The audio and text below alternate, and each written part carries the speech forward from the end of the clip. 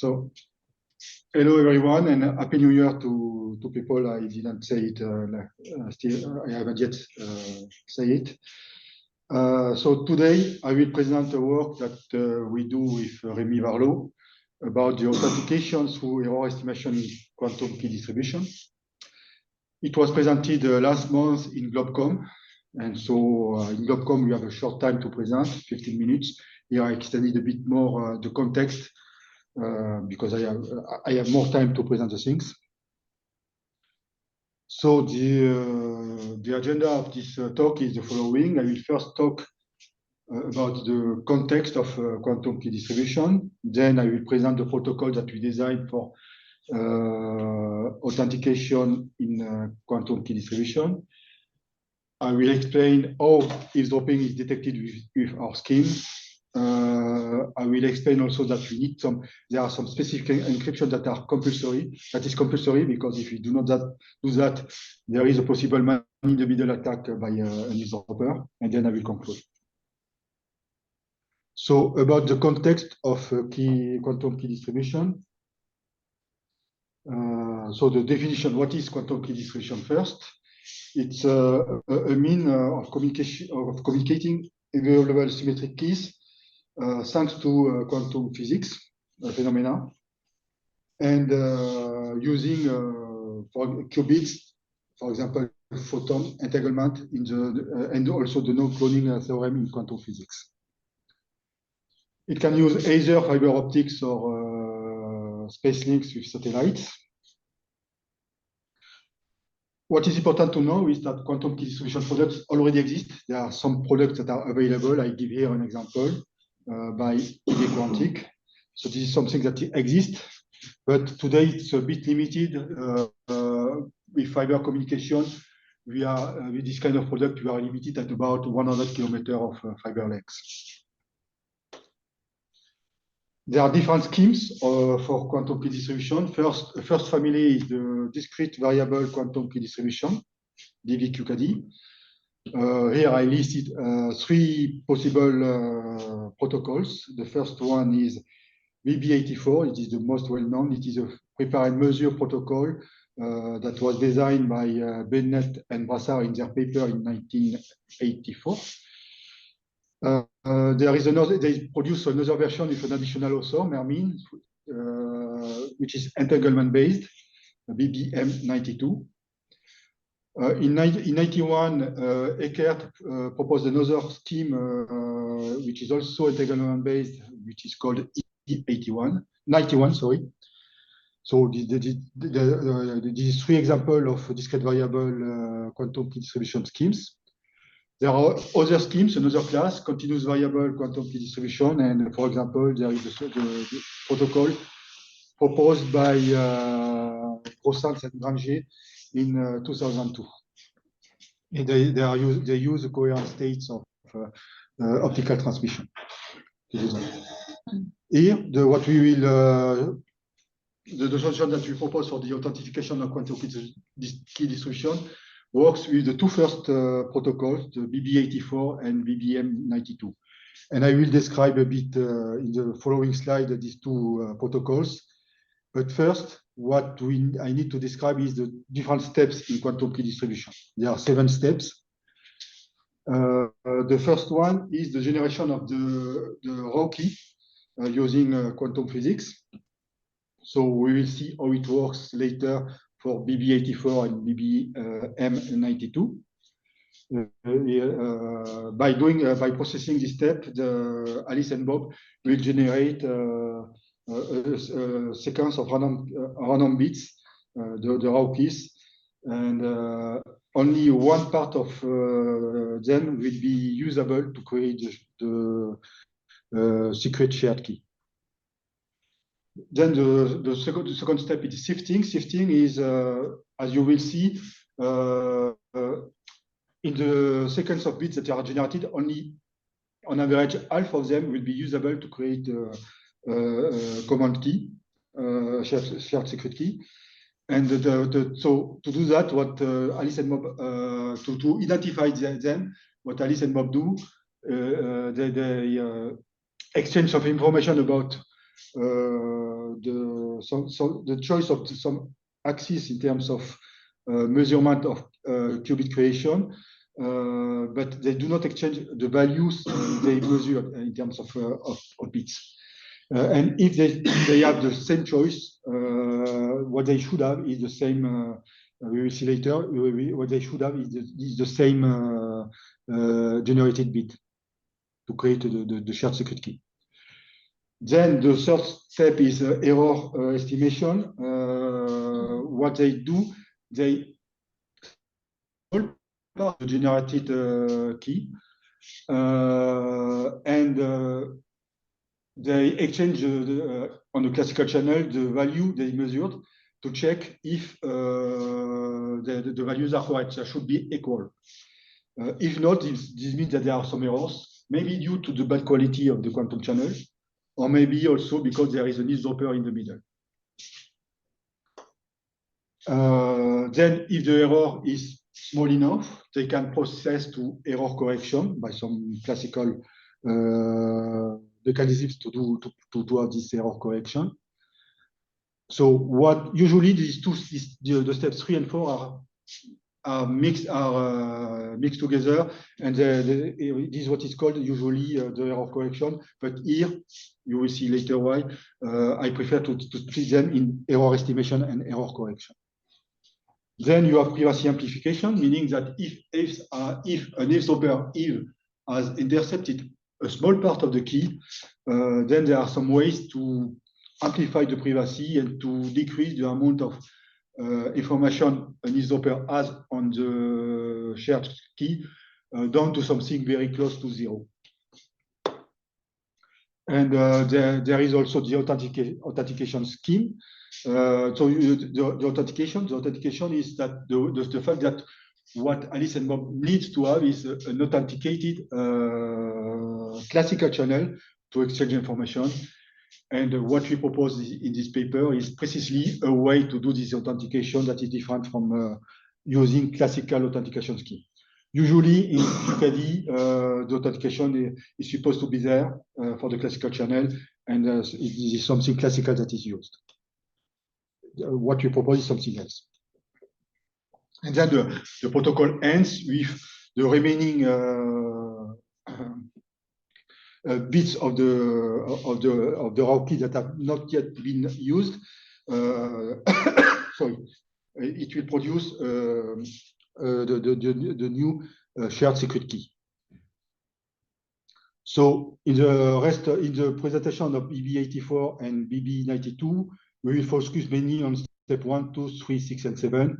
Error correction and privacy amplification is something that I will not speak in this talk. So BB84, how it works. So Alice and Bob will use a quantum channel. Alice will prepare a qubit in some given state, 0, 1, plus or minus, randomly. But she knows what she produced. She will send this qubit on the quantum channel, and Bob will measure by choosing randomly, without knowing what Eve has sent, according to two axes, the Z and X axis.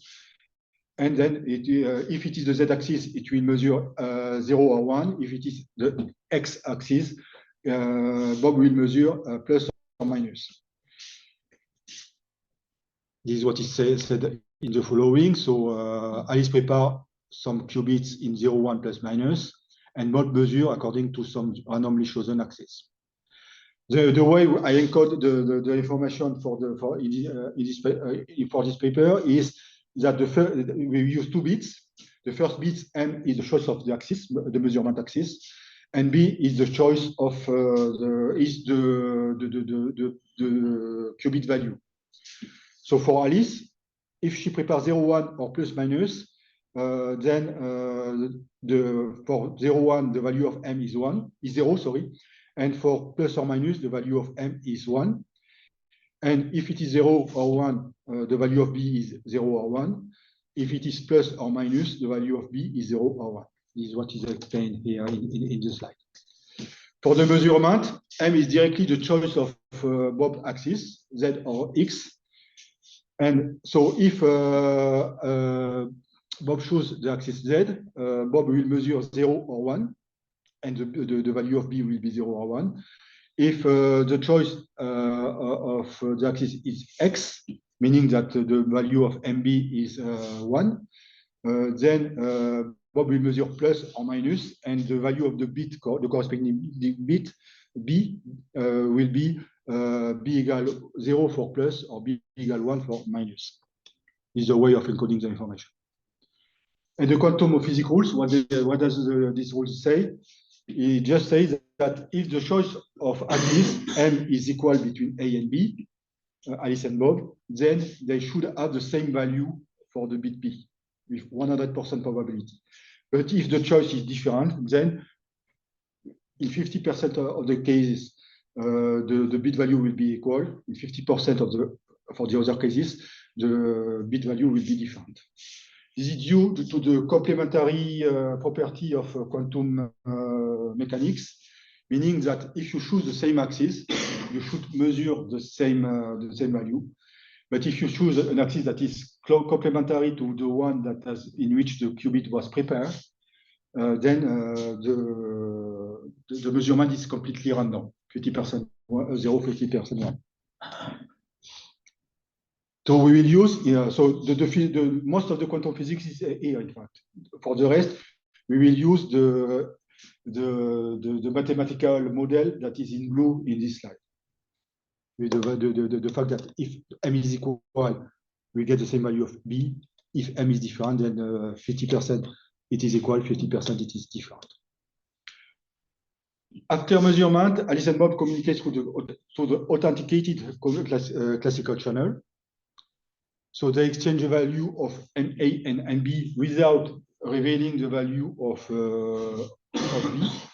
And when they check with this exchange, when they found that they choose the same axis M, then they keep the bit. If it is different, then they remove the bit and do not consider the value of the bit.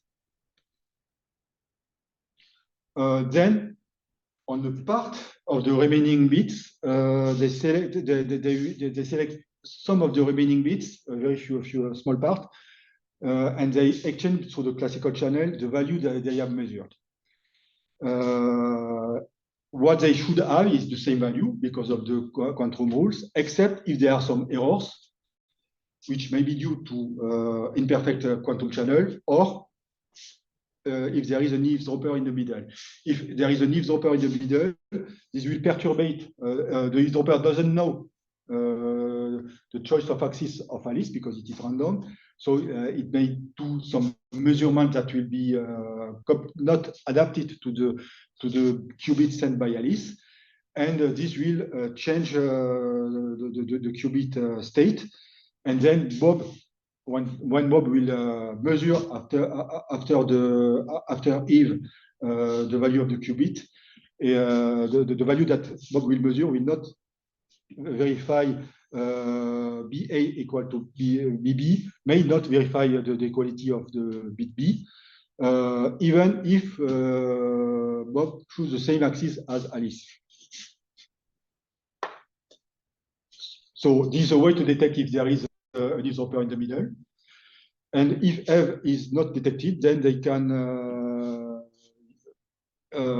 meaning that if the error rate is low enough, Alice and Bob can use the other, the remaining bits B to create a shared secret key, because they know that in most of the case they will have the equality between the bits. Of course, you can have some error correction after to correct the case when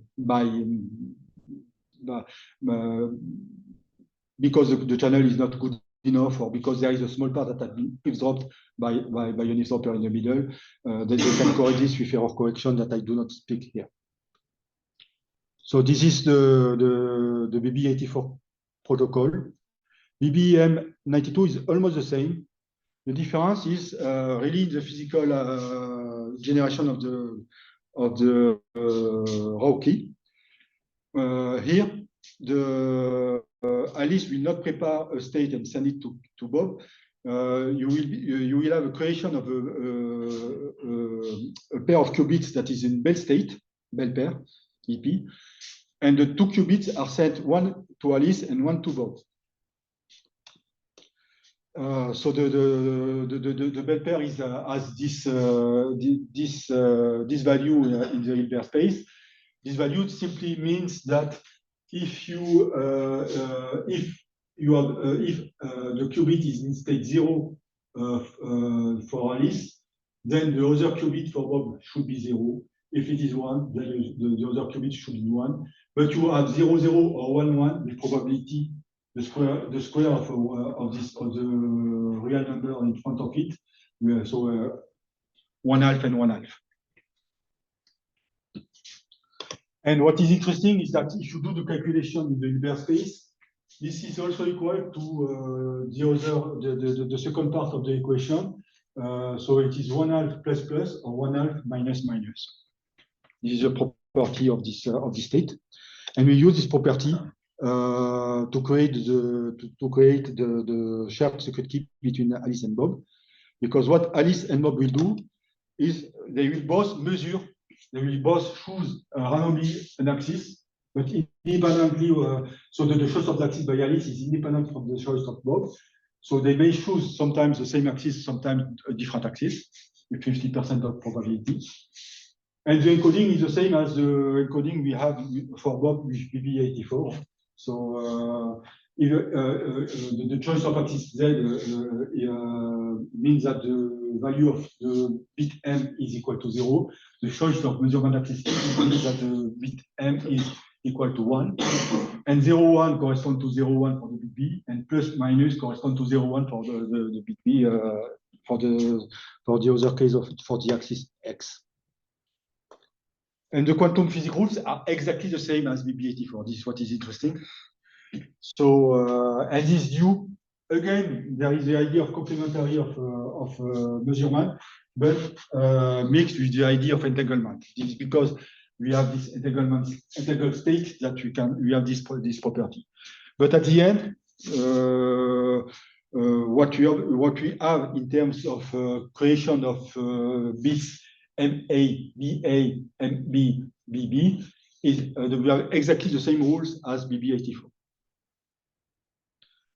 So this kind of so what is used for EDD quantic product, for example, is something that is more like BB84. I know that there are some experiments that have been done with the BBM92. I don't know if there are products today that use this scheme. I'm not aware of it, but it should be feasible.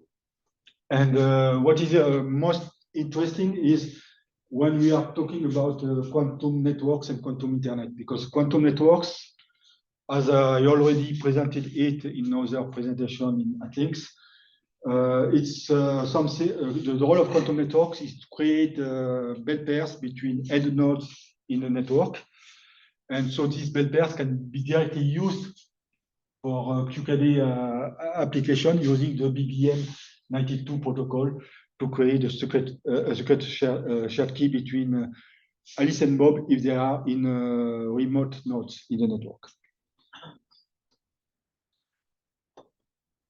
And after this, it works exactly the same as BB84. So it's really the two protocols produce the same kind of properties for the bits M and B, but in a different way, simply physically. So now I will explain our proposal about quantum error estimation-based authentication. So first, what is the problem that you want to solve? As I told you, in BB84 or BBM92, the classical channel is supposed to be authenticated. But authentication mechanisms may be broken. If there may exist some attacks that could break the authentication scheme. And we really need to avoid this, because if an usurper is can break this authentication scheme, then Eve can proceed to man in the middle attack in the QKD protocol. So the issue is that we need to trust the authentication scheme based on third party or some other classical authentication mechanisms. Today, with the QKD as it is currently available in the current products and proposed schemes. So the question we ask with Remy is the following. So can we avoid these classical authentication mechanisms by directly using quantum physics and the qubits that are exchanged between Alice and Bob? So this is what we propose here. We propose to replace the classical authentication by something else. Sorry. So we propose a mechanism that use a small pre-shared secret key. So there is no miracle if you want that Alice and Bob authenticate to each other. They need to know that they are talking between each other. So they need to share some secret and check if Bob is Bob and for Alice, and Alice is Alice really Alice for Bob. So we need some pre-shared secret. But what we expect is to have something, a small pre-shared secret key, and produce a bigger key at the end of the process to increase the length of the shared secret. And in our proposal, the security relies on two aspects: physical rules, the rules of quantum physics with the no cloning theorem, and information theory, because all the pre-shared secret key will be used with the principle of the one-time pad, meaning that we will use each bit of the pre-shared secret key only once to avoid any possibility for an eavesdropper to get some information. So I will now present the protocol that we propose. It can be seen at two levels. First, there is properly the one-way authentication of Bob to Alice, and inversely Alice to Bob, and then the global QEEA protocol mixed with the QKD protocol to get the creation of the full key. So here I will explain the one-way quantum error estimation-based authentication protocol when Bob wants to be authenticated by Alice through the classical channel. So in terms of notation, in double bracket, an integer in double bracket means that the set of all the integers between 1 up to this integer n. I will use it with different value of n. So the input of our protocol is the following. We have the raw key generation that I explained, that is produced by BB84 or BBM92, meaning the value MA, MBA, MB, BB. The first part being known only by Alice, and the second part being known only by Bob. With the rules that come from the quantum physics, if the choice of axis, which is, I remind you, it is this choice is random. If the choice is equal, then we get the same value for B. If it is not equal, then the value of B may be equal or different between them. And the second aspect in terms of input of this protocol is that we have some initial secret keys that are, so I gave different value, but they came from a global pre-shared key, and part of it will be used to produce these 4 keys, T, L, S, and Q. And the length and the indexing, they depend on for what they will be used in the following of the protocol. So what Alice does first, she randomly selects a subset of indexes. So the indexes I that are on top of the slide. And the way we choose to encode this choice is to define an injective function f that goes from the set of integer from 1 to NB into the set of integer to 1 to ng, ng being the total number of qubits that have been produced by the Rauki generation. So Alice sends her choice but by encoding this function. So the way to encode it is simply to use the shared key, which is written here, S. And there are two indexes because what we need to encode is not a single bit, it is an integer, the index of that has been chosen by Alice. And there are NB such indexes. So in total, we have NB times nu b, being the logarithm in base 2 of ng, which is the number of bits to encode the index. So because I choose here that f is between 1 and b, I remove 1 to be between 0 and nb minus 1. And then I do XOR with the key. Stop me if you have some question. Yeah. Bob can decode it really easily. Bob, what Bob did to decode the message is simply to use the same key because it is a pre-shared key. And then when we do the calculation that is written here, we see that Bob can easily recover the value of the choice of indexes by Alice. But only Alice and Bob know this value because during the communication, it is encrypted with the one-time pad mechanisms by something that is completely random. So Bob sends to Alice, then what Bob do? Bob sends to Alice the choice of the axis, all the axes, and in addition, for the one that correspond to the Alice choice of indexes, this value is one-time pad encoded with the key L.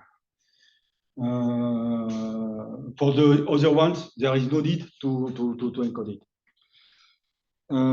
What Bob do also, it sends also the value of the measured bits, but only for the indexes chosen by Alice. So this corresponds to, in fact, to the error detection step in classical BB84. But here so the value, because we do not use an authenticated classical channel, this value is encoded with one-time pad with the pre-shared key.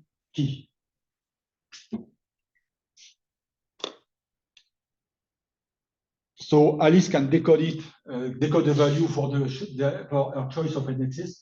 She can decode the value that are set by Bob by using the same pre-shared key, corresponding with pre-shared key. And she can count the number of errors for the index she has chosen. So to do all this counting can be done. If there is no error, if you do the calculation for what she decode, she should get the value of the axis M that has been chosen by Bob, and the value of that has been measured by Bob by using the key L for M and the key for B. So in quantum physics, we know that if the axes are equal, we should have the same value. So the number of errors is simply what Alice does. She simply counts the number of times for which she chooses the same axis as Alice, but for which she has different value of B, because what she should have is the same value. So if the value is different while the choice of axis is the same, this means that this is an error. So she counts the time it happens, and she can then estimate the error rate by simply having the ratio of this of the cardinal of this set divided by the number of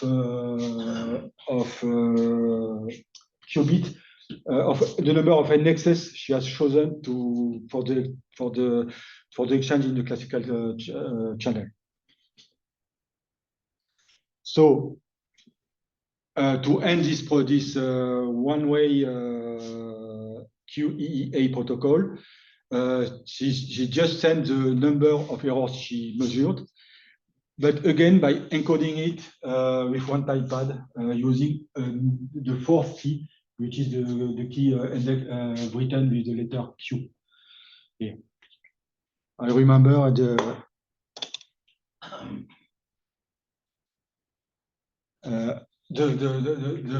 pre-shared. It goes too fast. There are 4 keys, so we use all these keys. The key S was used to encode the choice of indexes. The Q key and L were used to encode for the selected indexes the measurement axis and the measure bit. And the pre-shared key Q has been used to encode the number of the estimated error rate. So this was for the Bob authentication to Alice, and when Alice wants to be authenticated by Bob, we do the same by inversing the roles of Alice and Bob, simply. So now we can talk about the global QKD plus QEA protocol. So in terms of initial state, initial step for the global protocol, Alice and Bob share the process of pre-shared key that is called PSK for pre-shared key, simply, or of a given length. We have the raw generation of raw key generation of BB84 or BBM92, which is the initial step of the one-way QEEA protocol. Bob and then we process Bob and Alice process to the Bob to Alice and Alice to Bob authentication using the protocol I described in the previous slide. This required to extract the required pre-shared keys from PSK. And what Alice and Bob do also at this step, they also extract 2 additional pre-shared keys that I call here T, A, and TB. Then, from the one-way, for the 2 one-way protocols, QEA protocol, they obtain the estimated error rates, and if these error rates are below a threshold, this means it works well. So what they do is they do the sifting. So in the sifting, with the exchange that have been done on the classical channel between Alice and Bob, they identify the case when they choose the same axes, and they select the bits that comes from this, and they check. What here there is an additional step that needs to be done. They need to check that the classical channel is not corrupted by a disturber. So what they can do is to apply a hash function that will on all the bits that have been exchanged between Alice and Bob. They proceed with a hash function that produce a hash of m bits at the end. And they exchange the value they obtain by encrypting the value they obtain with the pre-shared key TA and TB. If there is no corruption of the message exchanged by Alice and Bob, they should check that with the value they have, that they have the same hash result. And if it is the case, then it works well, and they can then proceed to the usual error correction, privacy amplification, and generation of the new shared secret key.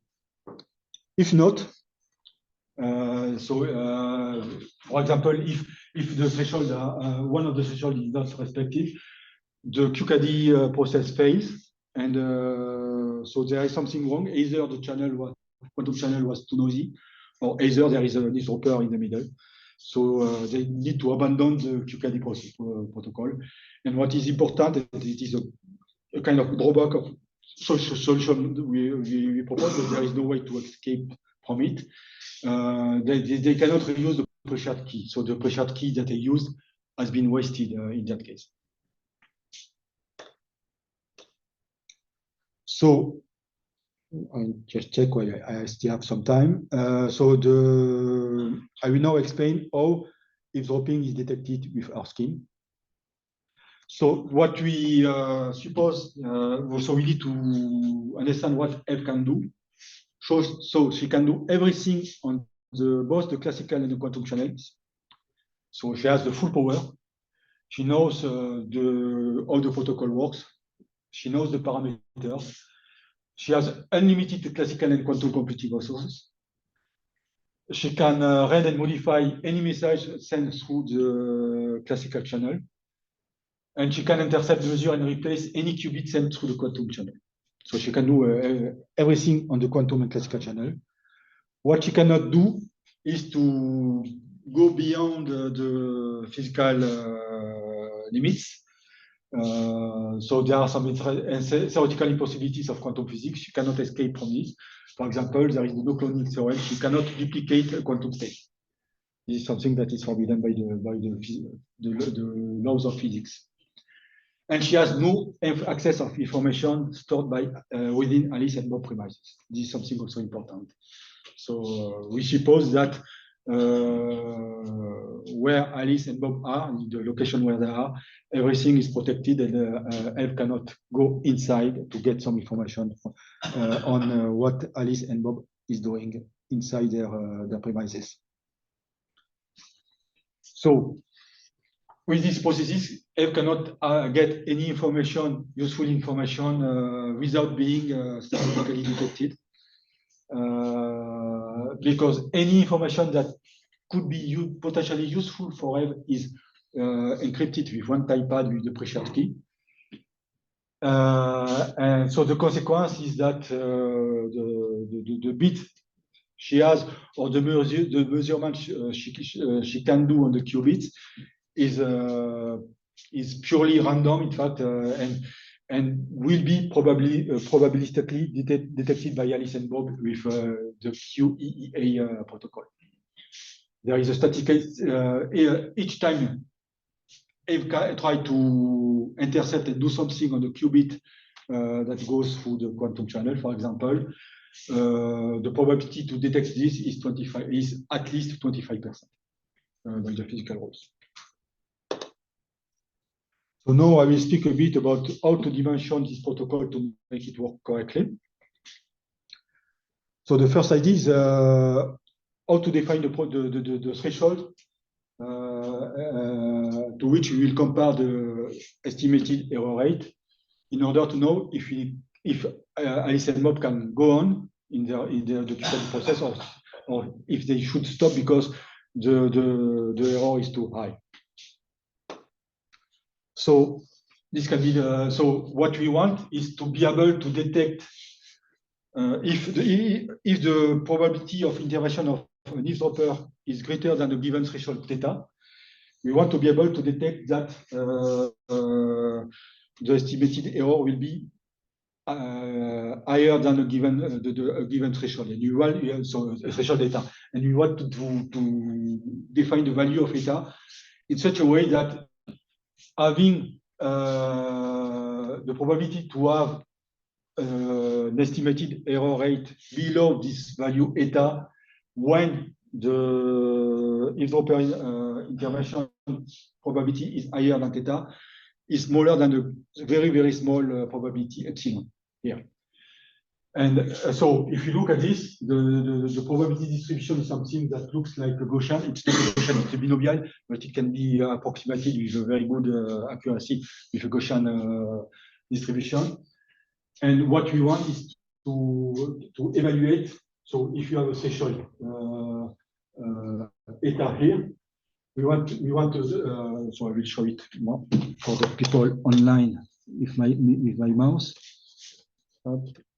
So if you have a threshold eta that is here, the probability that the error rate is smaller than eta is the area of which is in red in this graph, and it can be estimated using the Gaussian approximation. It can be estimated that if eta is below, so theta divided by 4 is the average value mu, minus a given amount which depends on the value epsilon we target, times the standard deviation sigma, which is, because it is a binomial distribution, it can be calculated and it has this value. So if the probability to be in the red area that we want to avoid is equal to epsilon if the value eta here is below mu minus alpha times sigma, and this gives this calculation. And alpha epsilon, alpha of the function alpha of epsilon with the Gaussian approximation is equal to this formula, in which we have the inverse of the ERF function. In the paper, we use another method using the Hofding inequality, but it is not as tight as this way to do the calculation. As an example, yeah. PE bigger than theta. It's a condition there. This the probability. Yeah, it is written in the article, but not here. It is the probability that if for each qubit, it's a probability that if intercept and measure and do some measurement, do something on the qubit. So yeah. It's nothing to do with existence of Eve or not. It depends. If Eve is not here, then P is equal to 0. Okay. But Eve can intercept all the qubits, so P is equal to 1 in that case. But Eve can decide to intercept a few parts only. So this is the more general case, and so we want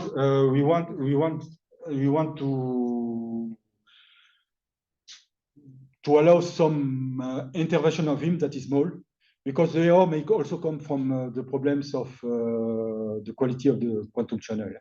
And the worst case is when the quality is perfect, but there is Eve. The worst case in terms of eavesdropping is this case.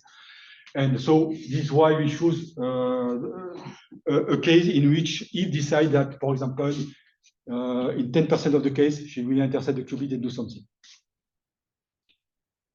So in that case, it means that we choose the value of theta. We choose the value of theta being 10% in that case.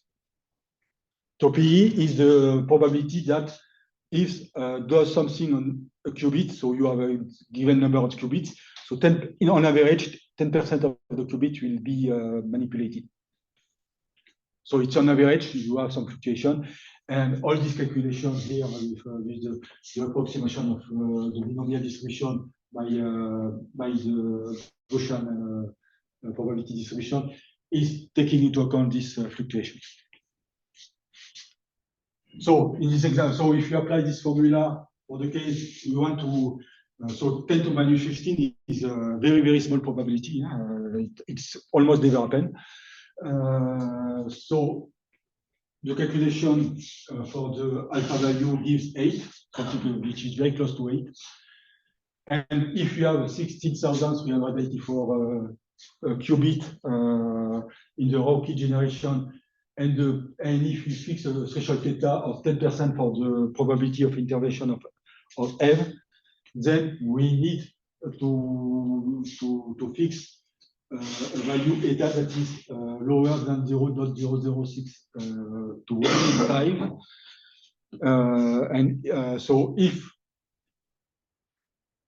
So if we have an error rate that is below this value, this means that with probability 1 minus epsilon, we know that L has not intercepted more than 10% of the qubits. This is what it means.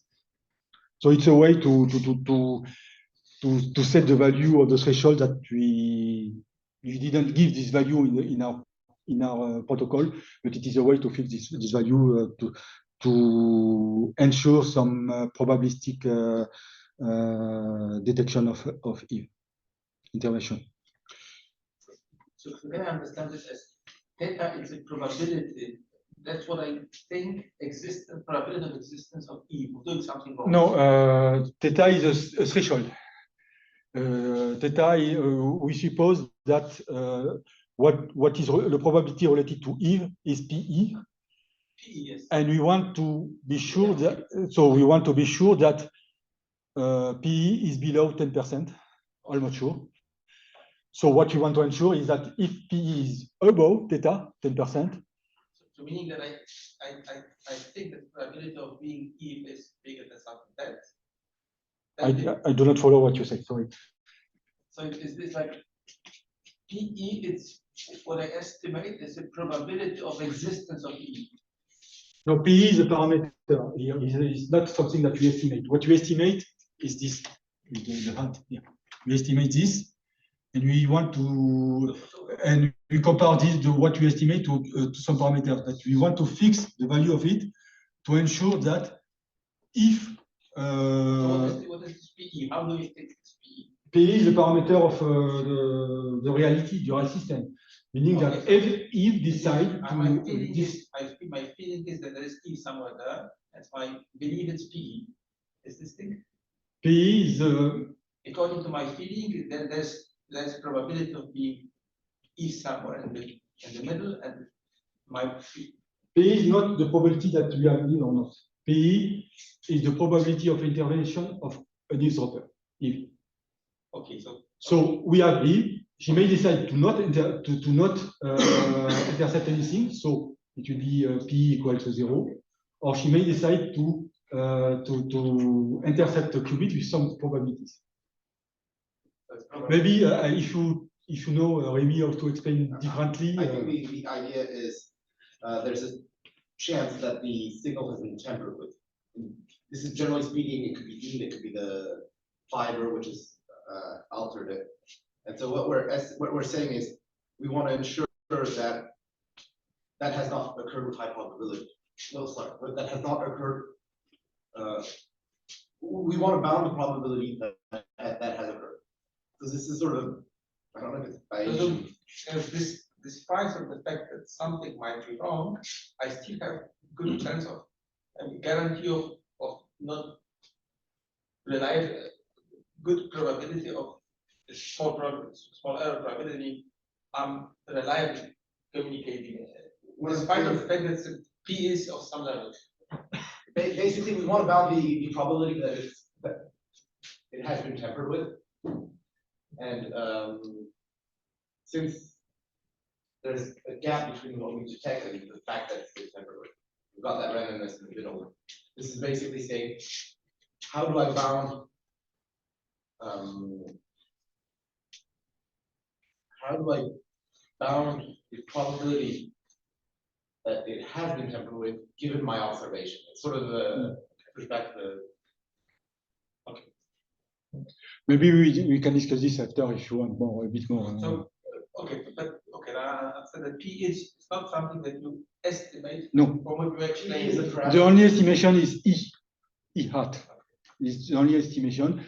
And we need to compare the estimation with a threshold, and we need to fix the value of the threshold in such a way that this probability P of what is in bracket should be lower than a very small value, that epsilon that I fixed here in the example of 10 to minus 15.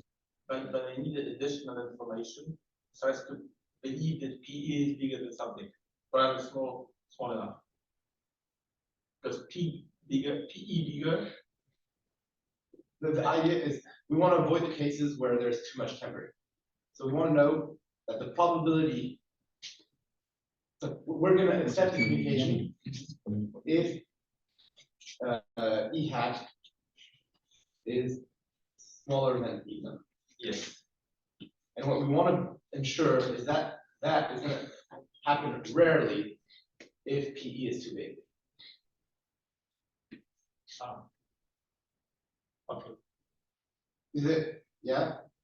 So we're bounding the probability of where, say, we will accept a communication despite there being too much eavesdropping with very low probability. Does that make more sense?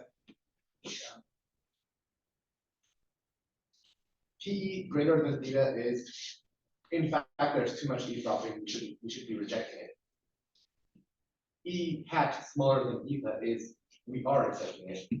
And it's basically the number of false, we're bounding the false negatives in our detection. If the probability PE, if the probability of in is more than your threshold eta needs to be very small to detect that. Sorry, I didn't hear you. If the action of E, the probability is small, then your threshold eta needs to be set Yes. small.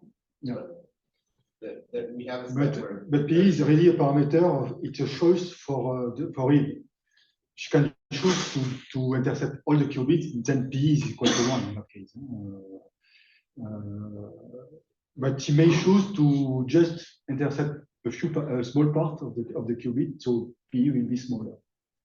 And what you want to ensure is that Eve decided to intercept not too many qubits. And here, it is the value of the threshold theta, and you fix here for the example, you fix it to 10%. Just an example. an important thing to have in mind is if E only intercepts a small fraction of the qubits, we have ways of ensuring she actually has no data. This is what is called the privacy amplification, the steps that I described in one of the first slides. Okay. Because my question, you added as something for some portion of qubits, but behind that there are these precious qubits that I'm going to use this kind of calculation of error probability and E, the tolerance of E is somehow tells us something almost like on with the qubits I'm going to use. Yeah, basically, this is ensuring that I know that only I can bound the fraction of qubits that have been compromised, and then if I have the right privacy amplification later on, I can ensure I have secure communication. But it means also that the assumption that if Eve has some technical possibility of doing something, she has the same possibility, not more than that, for the remaining part.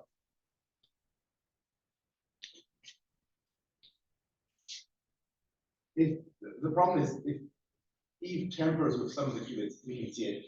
Okay. If she tampers with the others, we'll see it. If she doesn't tamper with it, then we won't see it. But we're really bounding the number of qubits she can have tampered with. There's no, you can't suggest that because she tampered with some of them, she also tampered with the others. No, because you would see that. However, depending on how many she's touched on, you can sort of bypass that and say, well, she hasn't gained anything. It's kind of analogous to, I don't know, error correction codes. If you can bound the number of errors, then you know what error correction code you can use, and you have pretty good guarantee on the fact that it won't be modified. It's sort of an analogy with privacy. Just trying to rephrase. So for a given instantiated system where all the parameters are known, you have an actual theta value that is a threshold between if can learn anything and if can start on I think is it theta is 1/3 or something like that. Well, I do not. I do not know. Honestly, I do not know. Privacy amplification and it really depends on the privacy amplification scheme, and I don't know so much. For a given system, for a given scheme, there's a theta, a target theta, where you know if Eve has intercepted less than theta fraction. And in that case, the formula is exactly the probability of having a false negative. Yeah, it's the false negative. So this is the first part of the dimensioning. The other dimensioning is we use a pre-shared secret key to produce a longer secret key at the end. So what is the ratio? How many qubits do we need to exchange in the raw key generation in such a way that at the end you obtain a shared circuit key that is longer than the one we used as a pre-shared circuit key as input? Because you want to have something efficient. You do not want to produce less circuit than what we had at the start of the process. So I need to this one.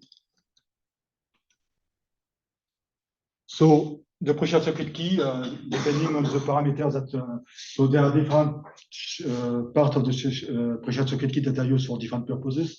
And when we do the calculation, at the end we obtain this formula for the length of the pre-shared circuit key. The new generated circuit key can be written as this formula. First, we need to remove part of the keys that have been used in the with the choice of indexes by Alice and Bob in the one-way protocols. So this is why you have 1 minus n QEA divided by NG, and then it is a square because of the probability calculation. Then you have Ng divided by 2. Ng is the total number of initial qubits. You divide by 2 in expectation because half of them will not be usable because the choice of axis will be different. You just keep the one that are equal. And then you have the efficiency parameter eta EC and eta PEA. That is it written here? No, it's not written here. It's PA is for privacy amplification and EC is for error correction. We will use part of the key to correct to do the error correction and the privacy amplification. So the generated key will be this formula, and the gain is simply the ratio between the two. And when you look at the behavior, when you increase the total number of qubit Ng, it tends to infinity if Ng tends to infinity. And with these parameters, so here I choose arbitrarily, to be honest, the efficiency to be 50% for both error correction and privacy amplification. I should look a bit further in the way it is done to get the exact numbers. And then I do the other choice, similar choice as the determination of the threshold for the protocol iteration. Plus, I use additional parameters that I fixed here in this value. And I see that using 80,000 qubits in the raw key generation, at the end, you obtain, and using a pre-shared key that is, for which the length is,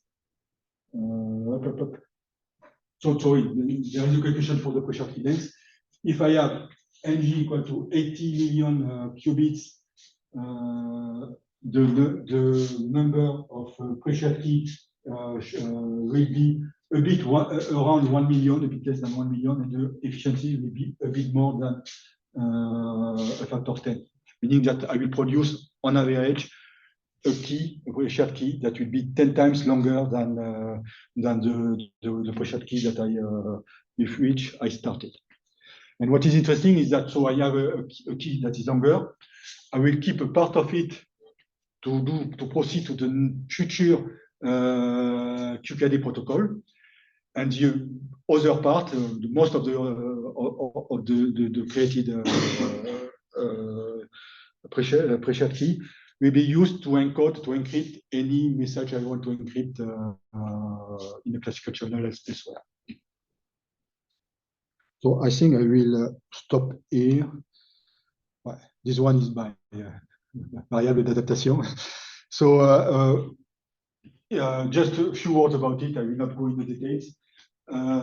So we see the value of the number of bits in the pre-shared key The most important part is the one which is highlighted in red, which corresponds to the number of bits in the pre-shared key that we need to encode the choice of indexes. Remember, there is, when Bob wants to authenticate to Alice, Alice choose by random some indexes and encrypt these indexes.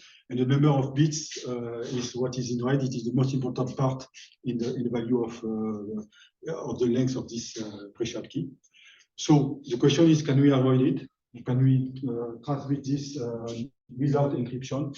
The answer is no, and the answer is no, because here we found, in fact, I will not go into the details of this, we found a way for a very powerful eavesdropper, Eve, in which if Eve knows which indexes are selected, she can do some operation here represented by these quantum operators to make believe Alice and Bob they are talking together on this indexes.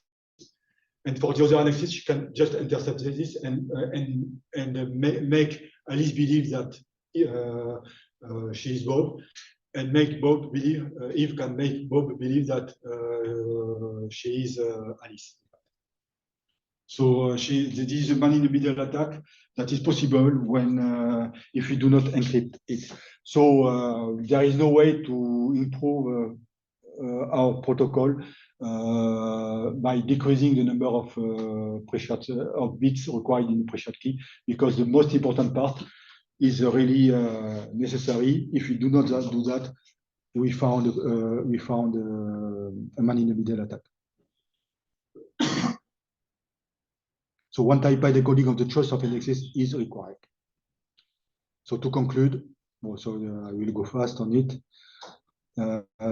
So what we did, we propose a new quantum error estimation-based authentication protocol that replaced the classical authentication of the classical channel by a quantum channel-based authentication. We prove it's robust to eavesdropper or one-in-the-middle attack, but one important aspect is that Alice and Bob's device must still be secured. If not, it is not secured. We prove that the one-type pad encoding of the randomly chosen indexes for this proposed protocol is required. And part of, so this is what I said before, part of the new created secret key can be used as a pre-shared key for the future next QKD